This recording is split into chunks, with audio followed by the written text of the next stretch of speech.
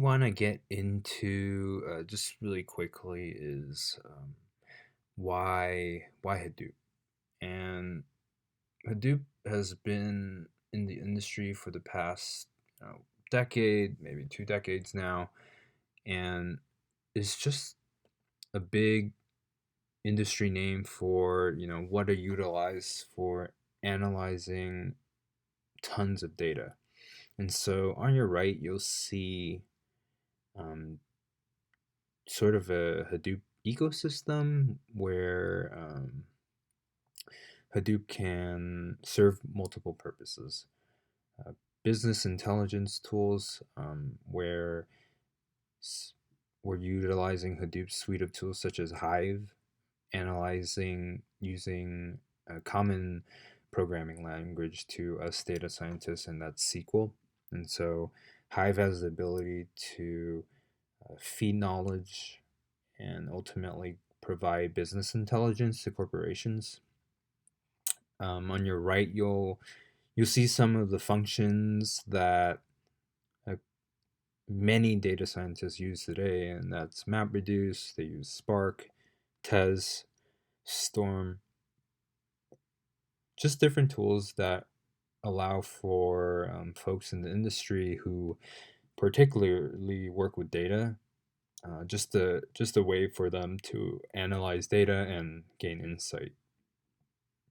Um, so on the bottom, you'll notice that there's something called an HDFS, which is the Hadoop Distributed File System, and this is really where Hadoop shines, and that's just the ability for them to ingest. I mean, as you can see below, multiple files at a time, and just having that ability to handle all of that all at once is one of the core reasons why Hadoop is so popular in data science. Not a lot of software can do that. Files that are particularly big can really cause um, other softwares not named Hadoop to really slow down. Performance takes a hit, and so this is where Hadoop really shines. Here's an infographic that a lot of companies kind of recognize the value of Hadoop, and this is just the basic flow of how Hadoop is utilized in on a day-to-day basis.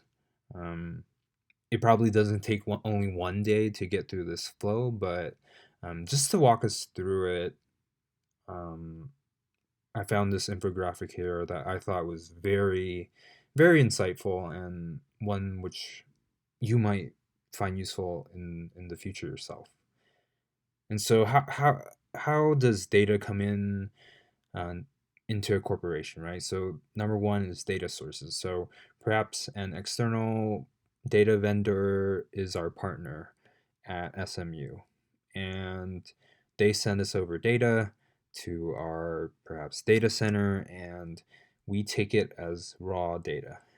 And what happens then is that it is streamed, and we might look for some patterns. We might figure out how to properly format it so that then we can store it. And this is where Hadoop comes in, right? We're dealing with tons of data on a day-to-day basis as data scientists, and so utilizing Hadoop's capabilities of just storing as however much data we need is something that Hadoop is readily available or readily able to do. And so this is where we thought as a group Hadoop would play a big role in any data scientist's journey. After we store that data, this is where we take a look at the data. How can we break this data down so that we can understand, what's important or what's not important? That's equally important because we don't want to analyze everything and say it's important, right? And so analytics is the next step where Spark comes in. Machine learning can be applied to um, the data that we have stored, and that's all thanks to Hadoop. None of this can happen without Hadoop being uh, as part of the equation, so to speak. And then afterwards, we after we run our machine learning algorithms, after we analyze through SQL and maybe some stats as well, that's when we generate value for our company, future company, or so to speak, right? And so at the bottom, you'll see that um, new revenue, customer satisfaction going up, saving on money, and having less risk altogether for our company are just possible benefits of this data flow, and this is all thanks to Hadoop.